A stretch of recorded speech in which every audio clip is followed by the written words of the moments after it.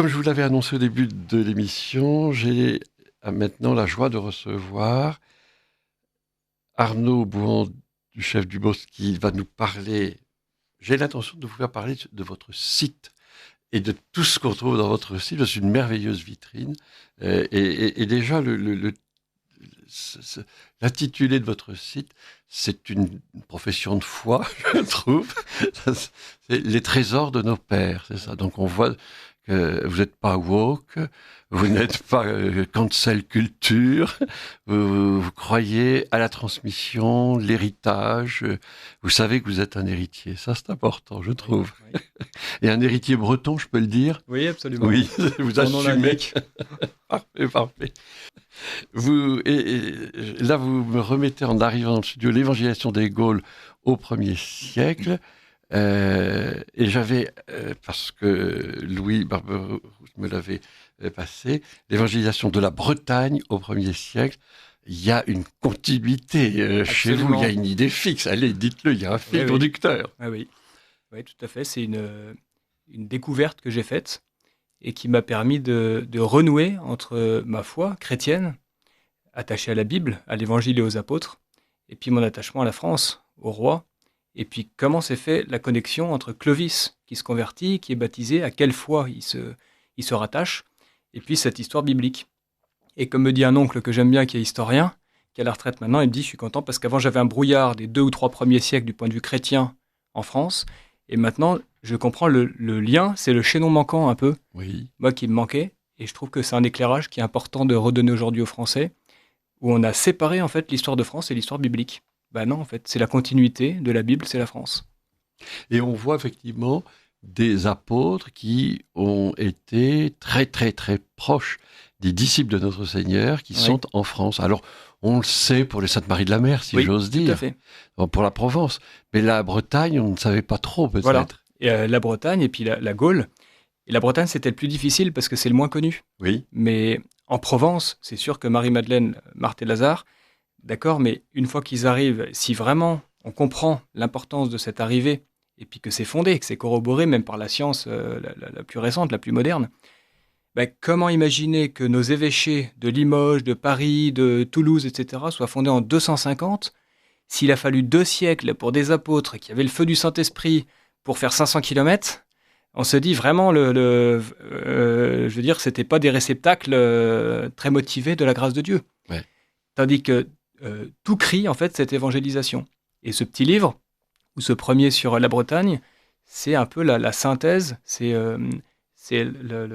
comment dire, tout ce que j'ai pu trouver, collecté, en circulant d'abord en Bretagne, puis maintenant dans toute la France, tous ces indices qui, mis bout à bout, forment une histoire extraordinaire, cohérente, avec effectivement des personnages comme Saint Martial de Limoges, qu'on dit être, et que je crois être, le petit garçon qui un jour a apporté les 5 pains et 2 poissons dans l'Évangile, qui a bien une histoire.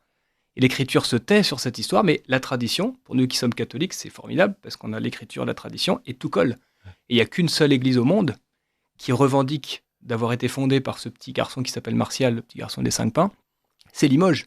Donc si c'est une invention, pourquoi il n'y a pas de 36 Martial partout? Et en Bretagne, nous qui aimons tellement notre Bretagne, on aurait dû inventer un petit Saint-Martial. Non, c'est à Limoges, c'est tout. Et quand on rentre à Saint-Michel-des-Lions, les vitraux, les bas-reliefs, l'ancienne liturgie, tout crie cette histoire. Donc pourquoi douter sous prétexte que quelques savants disent on n'a pas la preuve, on n'a pas la photo de Saint-Martial qui arrive à Limoges? Oui, d'accord. Mais on a presque 15 siècles, même plus, 18 siècles de tradition qui authentifient ça, et des papes et des conciles. Alors justement, on va parler, et d'ailleurs, l'ouvrage qui s'intitule « L'évangélisation de la Bretagne au 1er siècle », vous avez voulu en faire un hommage à un auteur dont vous considérez justement que lui avait ce sens de la tradition, c'est-à-dire que tout n'est pas simplement écrit noir sur blanc, il y a aussi cette tradition orale et qui explique quand même pourquoi Saint-Martial à Limoges, ça ne vient pas tout seul comme ça. Et là, on voit que vous vous employez à combattre ce qu'on avait appelait, à l'époque du rationalisme, qui dure encore aujourd'hui, les dénicheurs de saints, c'est-à-dire ceux qui enlevaient les saints de leur niche, qui les faisaient tomber en disant non, ils sont pas ça. Et d'ailleurs, on a vu quand même après le Concile, pas mal de saints disparaître du calendrier. Mon père s'appelait Georges, et bien, après le Concile... Il était rayé du calendrier. Il était rayé du calendrier. Il dit, qu'est-ce que tu veux? Moi, je sais pas, est-ce qu'on peut encore me faire ma fête? C'est quand même des choses extraordinaires. Donc ça, il faut l'avouer. Mais je voudrais dire aux auditeurs de Radio Courtoisie que, tout en étant très traditionnel, vous êtes aussi très pédagogue et vous utilisez tout à fait les moyens modernes pour faire comprendre ces vérités qui datent de plusieurs siècles, de millénaires. Vous avez un site, je suis allé le voir, il y a une carte interactive. Oui. Absolument. Donc, c'est très important parce que quand il y a une carte, on peut localiser. On sort des idées vagues et on se dit, ah bah oui, là, si, c'est Rennes, je connais. Limoges, je vois. Et on arrive à mettre le doigt sur. C'est très important que vous ayez, au fond, les deux paramètres historiques, le temps, mais aussi, dans l'espace, le paramètre géographique. Ça me semble une très bonne utilisation des moyens que la technique nous offre. Quoi.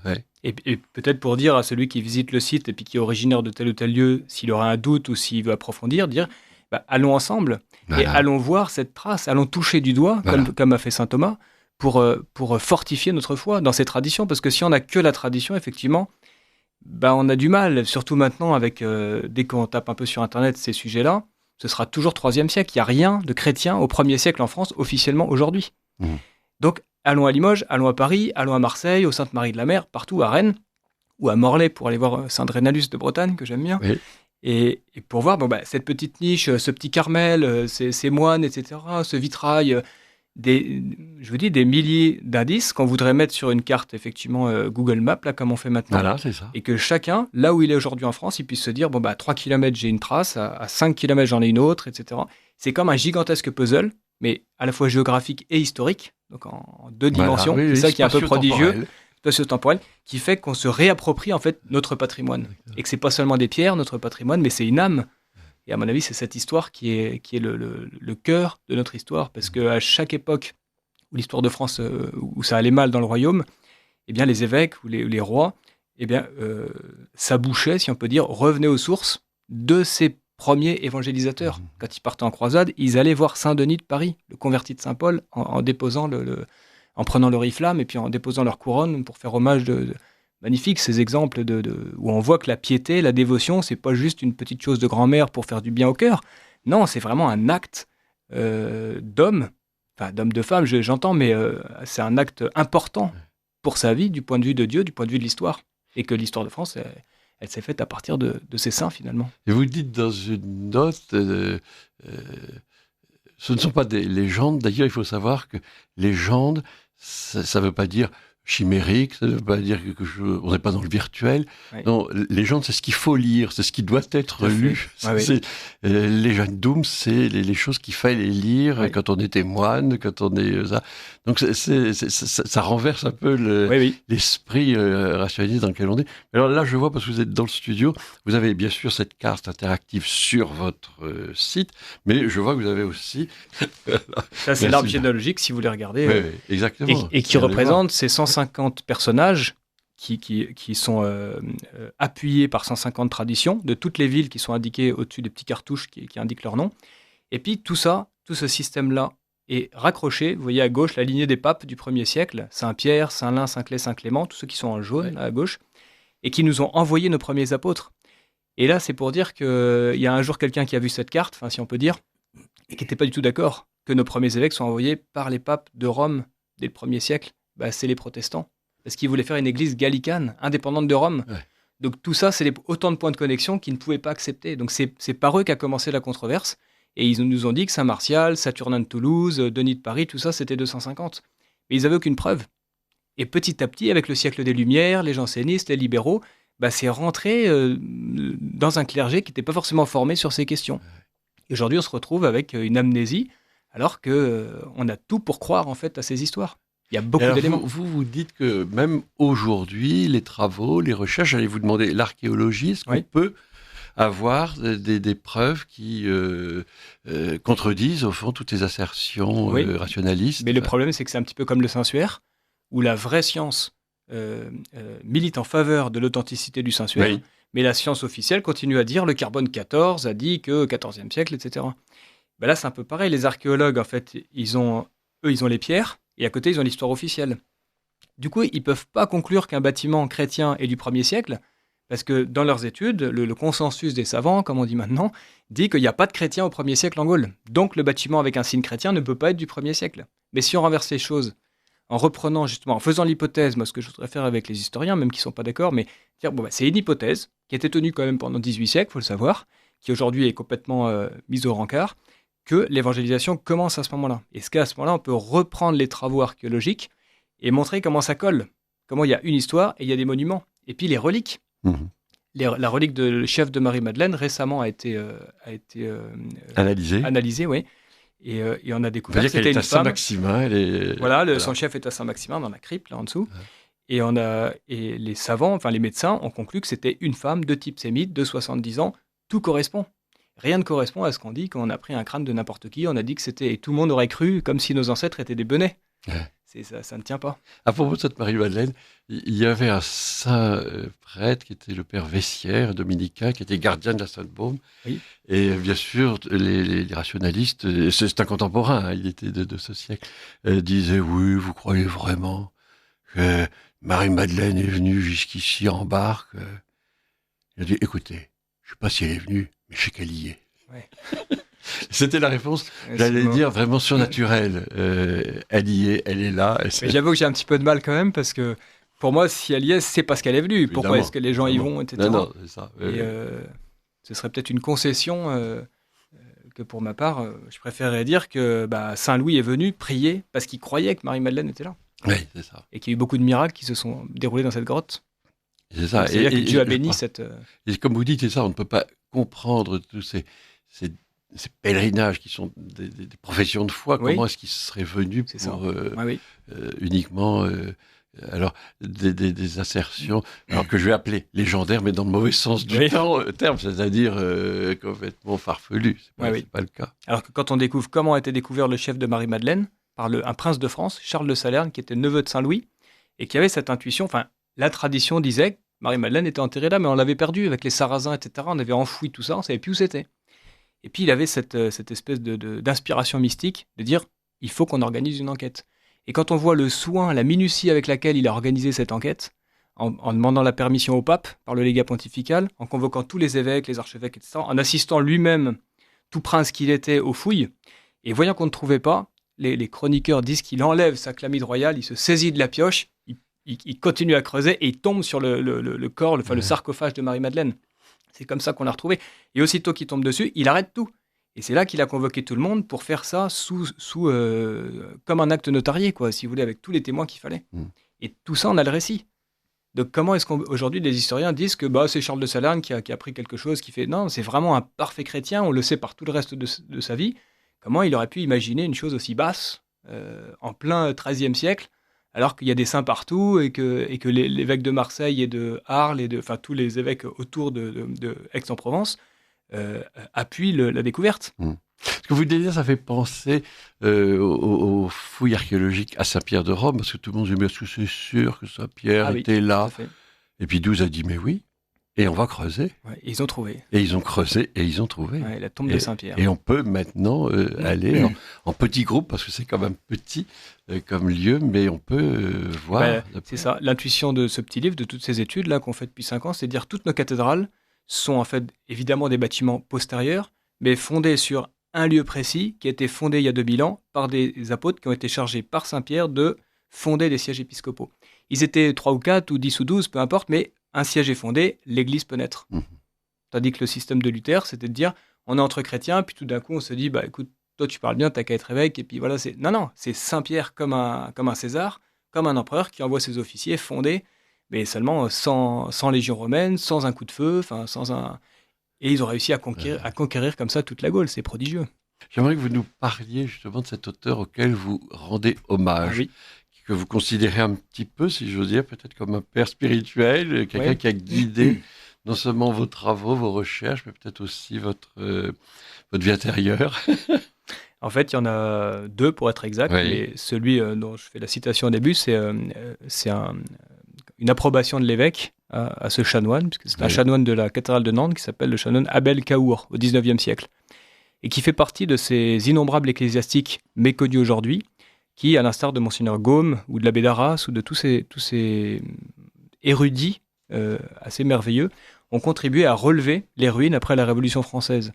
Et quand je suis allé aux archives de Nantes pour en savoir un peu plus, puis avoir tout ce qu'avait écrit ce chanoine, j'ai découvert des lettres qu'il écrivait à son évêque, où il disait « Bon, on a beaucoup perdu à la Révolution, mais si on perd cette origine apostolique de notre diocèse, on risque de tout perdre. » Et donc lui a passé beaucoup de temps à circuler dans tout le Morbihan, tout autour de Nantes, pour aller retrouver tous les indices, aller enquêter auprès des curés des différentes paroisses, et pour faire sa synthèse, et pour réveiller le souvenir de ce premier évêque de Nantes qu'on disait être converti par Saint-Pierre. Quand même, c'est Saint-Clair de Nantes. Pourquoi Saint-Clair ? Parce que c'est Clarus, des Clarissimes.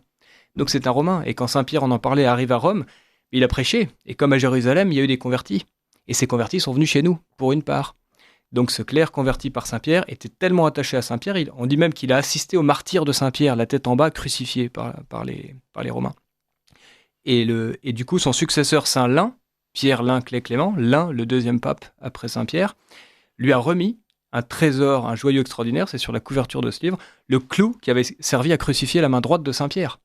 Et donc on disait en Bretagne, jusqu'à ce que les protestants prennent cette relique un peu insigne et la jettent dans la Loire, on disait la foi des Bretons est attachée à Rome, comme le clou de Saint-Pierre avait servi à l'attacher à sa main droite à la croix. Donc c'était tout le symbole du rattachement de la Bretagne, qui avait été tentée à un moment de faire sécession avec Rome, tellement elle était marquée par le côté celtique. Tandis que Rome, c'était l'ordre romain, c'était difficile pour des Bretons et des Celtes de se soumettre à cet ordre. Et donc ce clerc, quand il arrive là, il fonde un premier oratoire, d'où le nom, la cathédrale Saint-Pierre de Nantes. Donc c'est là qu'on voit que les noms de nos cathédrales sont liés, en fait, sont le lointain souvenir d'une histoire qu'on ne raconte plus, mais qu'on raconte quand même, puisque lui l'a raconté, et puis le vitrail qui représente cette scène est en plein Morbihan, à Réginy, là où Saint-Clair est mort, parce qu'il n'est pas mort à Nantes, il est mort à Réginy. Et les gens de Réginy se souviennent, là pour le coup, ils ont un attachement très fort à ce Saint-Clair, et grâce aux vitraux, ils savent qu'il vient converti par Saint-Pierre, venu par Saint-Lin. Et l'équipe de football de Réginy, quand ils gagnent un match, je les ai filmés sur place, sur le terrain, ils chantent « Au bon Saint-Clair, reçois l'hommage de tes enfants de Réginy », etc., en se serrant les coudes. Ils savent plus trop la foi chrétienne, etc., mais ils savent qu'ils sont enfants de Saint-Clair. 2000 ans après, c'est quand même fort, je trouve. et c'est là qu'on voit que le patrimoine, les petites choses locales, et comme vous disiez au début, il n'y a pas que les textes écrits. C'est fort de dire un jeune de 20 ans aujourd'hui qui est sur un terrain de foot, il chante la gloire de Saint-Clair. Et le dernier couplet de Saint-Clair, c'est « Et conduis-nous au paradis ». C'est la force de la tradition. Oui, c'est tout ça. à fait. C'est la force de la tradition. J'étais ce matin avec Pierre Perrier, je ne sais pas si vous avez entendu parler, qui a découvert Saint-Thomas en Chine, pour dire qu'effectivement tous les apôtres se sont répartis d'un pôle du monde à l'autre, comme on dit dans le psaume. Donc s'ils sont allés jusqu'en Chine, qui est bien loin de l'Empire romain, évidemment ils sont venus en Gaule. Et donc c'est lui qui réhabilite aussi toutes ces traditions orales, en rappelant qu'il est beaucoup plus difficile de convaincre un peuple, en plus pendant des siècles, et en plus quand il y a des lettrés et des saints, sur un point particulier, que d'écrire un texte qui, on le sait que trop aujourd'hui, qui peut être falsifié. Un texte, il peut être... voilà. Tandis qu'un peuple qui croit pendant des siècles à une chose, si c'est faux, bon courage. Alors, vous parlez de cette évangélisation de la Bretagne. Donc, c'est la confrontation du monde celtique et du monde romain. Ouais. Comment est-ce qu'ils s'y sont pris parce que les druides, le gui, la serpe... Tout à fait, c'est exactement par là. Ils ont fait comme Saint Paul à Athènes, quand il va voir tous les hôtels et puis il trouve, tiens, ce Dieu inconnu, je vais partir de ça pour aller les prêcher. Ce Dieu inconnu que vous ne connaissiez pas, c'est Jésus-Christ crucifié, etc.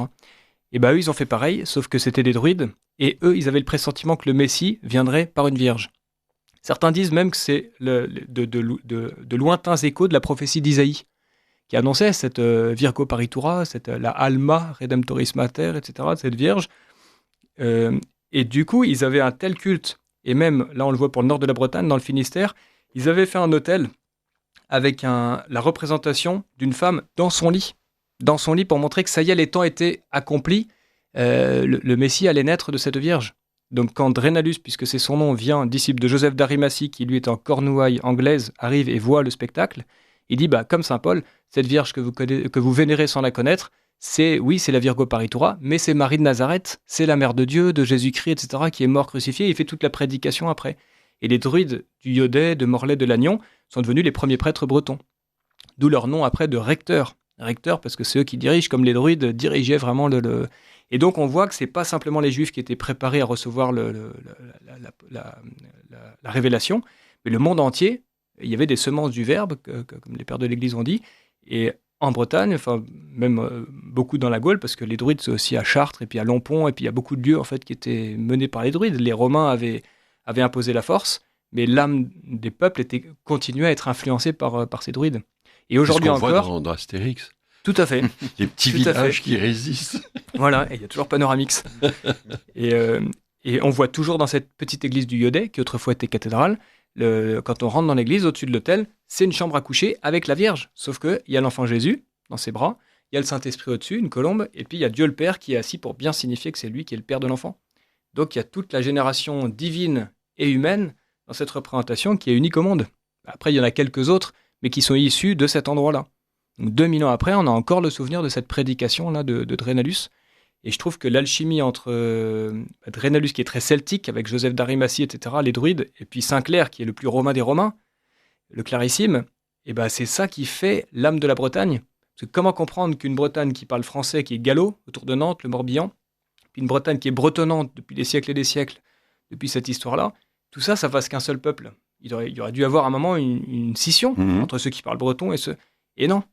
Et donc là, on voit qu'il y a un plan providentiel et que nos régions sont une sorte de miracle un peu de la nature et de la grâce pour avoir associé comme ça un peuple. Il n'y a jamais eu de combat ou Ça m'a toujours un peu fasciné, cette histoire aussi. Alors justement, à propos de cette fascination, les auditeurs de Radio Courtésie ne le savent pas, mais moi je le vois. Vous n'êtes pas très vieux, vous êtes même plutôt jeune. Qu'est-ce qui vous a mis sur cette piste? Comment est-ce que vous vous êtes dit, alors, c'est entendu, vous êtes breton, mais ça n'explique pas tout. Non. Qu'est-ce qui fait que vous avez voulu, on peut dire là actuellement, consacrer votre vie à cette question? C'est la vie des saints. C'est en lisant chaque matin la vie des saints dans des vieux livres, les petits bollandistes, oui. Qui racontaient un peu toutes ces histoires. Et en mettant ça en confrontation avec ce qui est dit aujourd'hui sur ces mêmes vies de saints, Saturnin de Toulouse, Saint Martial de Limoges, etc., de voir cet abîme entre les deux. Soit c'est les petits bollandistes, donc les vies de saints anciennes qui ont raison, soit c'est les modernes, mais il faut savoir. Et à un moment, soit on devient schizophrène, c'est-à-dire que pour la raison, on va suivre les historiens, et puis pour sa foi ou pour sa piété, on va suivre les anciens, puis les vitraux. Soit on dit non, il y en a un qui a tort, il y en a un qui a raison. Et c'est difficile quand on est catholique fidèle de la Sainte Église de donner tort à presque 20 siècles de tradition. Donc j'inclinais plutôt pour ça. Et un jour, j'ai fait cette hypothèse un peu intime de me dire, bon, je vais arrêter de lire des pavés qui sont écrits aujourd'hui là-dessus par les historiens qui sont compliqués. Vous savez, avec les manuscrits A, A', B, ils essaient de remonter le plus ancien. Donc, et puis à la fin, souvent, ils ne concluent pas parce qu'en fait, il y a toujours des traces plus anciennes. C'est comme l'Évangile. Si on veut remonter aux paroles de la bouche même de notre Seigneur, c'est bien malin qui arrivera ou alors bien fidèle catholique qui dira moi je crois les paroles qui sont écrites dans l'Évangile et puis point barre, puis c'est tout. Et en fait, on se rend compte que la vraie science corrobore le système qui était tenu par l'Église pendant 2000 ans. Donc moi j'aime bien cette parole de Saint Jean, je crois. Notre victoire sur le monde, moi je mets entre crochets universitaire ou officiel, enfin, c'est notre foi. Et en fait, le petit chrétien ou la petite grand-mère qui autrefois écoutait son curé, qui racontait ce qu'il avait lu dans ses matines, dans son bréviaire, etc., elle avait raison de faire confiance à l'autorité qui était en lien, enfin c'était à l'époque où tout allait bien dans la Sainte Église, si on peut dire. Et donc, je trouve que c'est admirable comme manière d'enseigner ces saints, que ça se passe comme ça. Mais aujourd'hui, il faut effectivement, c'est un peu la jungle et il faut réussir à retrouver cette histoire. Et quand on l'a trouvée, on n'a qu'une envie, c'est de la répandre, parce que c'est formidable. Quoi. Ça, vous avez envie de la répandre. Oui. C'est sûr. Mais alors, vous écoutant, je me dis, oui, c'est ça, bien sûr, il y a la Révolution. Oui. Mais vous citiez aussi le protestantisme. On pourrait aussi parler de la crise de la conscience européenne de Paul Hazard, où on voit déjà l'ère du soupçon, le doute, Richard Simon, l'exégèse qui devient... on doute de tout et on redoute encore plus. Ouais. et là, comme vous dites, ça fabrique des schizophrènes, mais pas nécessairement des fidèles. Ouais. Ça, c'est vrai. Alors, il y a quand même, vous voulez rendre un deuxième hommage, parce qu'il y a ce chanoine du 19e siècle qui, effectivement, veut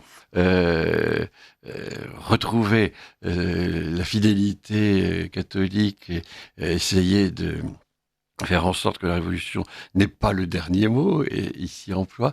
Mais avant, il y a un dominicain. Tout à fait. Dites-nous tout. Alors, ce dominicain, il porte le nom du maître de saint Thomas d'Aquin, mais c'est pas le même. Il s'appelle le Père Albert le Grand. Donc, c'est différent de Saint Albert le Grand. Ce qui donne à Paris Maubert. Maître Albert, ah, je ne savais pas. Oui. D'accord, je suis ravi de l'apprendre. Je vous laisse deviner l'étymologie. C'est Saint Albert. Mais Maubert, c'est Maître Albert. Très bien, je vous remercie. Oui. Et donc, ce Père Albert le Grand, il prêchait, comme tout dominicain, dans toutes les paroisses de Bretagne. Puis il avait remarqué que quand il prêchait la vie des saints, les gens écoutaient mieux que la grande théologie où les gens s'endormaient un peu. Et donc, il avait pris l'habitude, avant chaque mission, d'arriver la veille et de demander de voir tous les papiers de la paroisse sur les récits anciens des traditions, etc. Et il en faisait une synthèse, et puis le dimanche, il faisait ça, tout le monde était content. Puis un jour, ses supérieurs voient ça, ce qu'il avait commencé à collecter, ils disent « c'est formidable, il faudrait en faire une édition, quelque chose ». Et donc, en 1636, il a édité La vie des saints de la Bretagne armorique. Si on n'avait pas ce document, ce texte du Père Albert le Grand, il y a quantité de saints bretons qu'on n'aurait plus, parce que tout a disparu à la Révolution. Et ça mettait aussi une lumière de comprendre que quand les révolutionnaires viennent dans un village, dans une paroisse, oui, ils détruisent les statues, ils pillent les reliques, etc. Mais ils font un feu aussi devant l'église avec tous les papiers. C'est ces papiers-là que le Père Albert le Grand avait vus et qu'on n'a plus aujourd'hui. Et les historiens aujourd'hui nous disent, vous n'avez pas les preuves qu'Albert le Grand, il n'a pas inventé quelque chose, etc. Bien sûr, on a envie de leur répondre, vos pères ont brûlé les papiers que vous nous demandez maintenant. Donc il y a une lignée, il y a une suite logique pour eux et pour nous. Et puis en plus, il a le mérite, ce père, à la fin de chaque vie de saint, il met toutes ses sources. Et pour les vies de nombreux saints, il y a des paragraphes entiers de tout ce qu'il a pu consulter. Alors qu'on n'a plus, mais comment se dire que quelqu'un comme ça, avec l'approbation de ses supérieurs, qui passait dans toute la Bretagne, il n'y a eu aucune contestation, ce soit un faussaire au XVIIe siècle. Ça paraît difficilement crédible. Donc c'est vrai que c'est une petite merveille, et c'est lui qui m'a mis sur la piste d'abord de Saint Drénalus, mais Saint Drénalus est dans la vie de Saint-Clair, parce qu'ils ont eu un point de contact entre eux, et le Carmel de Morlaix, d'où il est originaire, est fondé sur la source présumée de Drénalus. Donc quand il raconte toutes ces histoires, il est au courant, il est né près de Morlaix, donc il ne peut pas raconter n'importe quoi, et puis les gens le connaissent, etc. Et aujourd'hui, l'ancienne mère prieure du Carmel de Morlaix, sœur Marie-Yvonne, m'a raconté toute cette histoire de Drénalus. Alors que j'ai circulé dans toute la Bretagne pour essayer de trouver d'autres personnes qui puissent m'en dire plus, Drénalus, personne ne connaissait. Oui. Et elle savait tout. Je lui ai demandé, mais comment vous connaissez tout ça, ma sœur ? Elle m'a dit, c'est il y a 50 ans quand je suis rentré au Carmel. Voilà la tradition de nos monastères, encore aujourd'hui, qui maintiennent ces histoires. Et là, je pense que la plupart des auditeurs ne connaissent pas. Alors, c'est pour ça qu'il faut absolument se procurer cet ouvrage, L'évangélisation de la Bretagne au 1er siècle, d'Arnaud Bouan-Duchef du Bos.